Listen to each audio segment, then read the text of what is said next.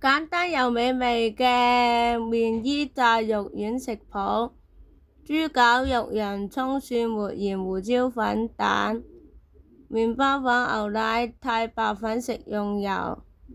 喺一個大碗入邊，將豬絞肉放入，加入切細嘅洋葱同埋蒜末，添加鹽同埋胡椒，然後倒入打散嘅蛋，用手或者筷子攪拌均勻。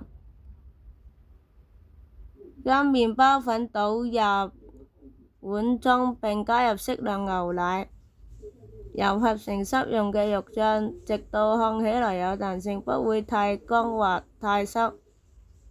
用手取適量嘅肉醬，搓成約直徑1.5公分嘅小丸子，將肉丸先裹上一層層薄薄嘅太白粉，使其表面乾燥。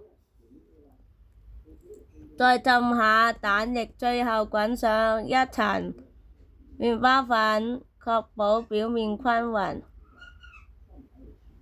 在深鍋或者炸鍋中倒入足夠嘅油，熱度約180度，放入肉丸，用中大火炸至表面金黃酥脆。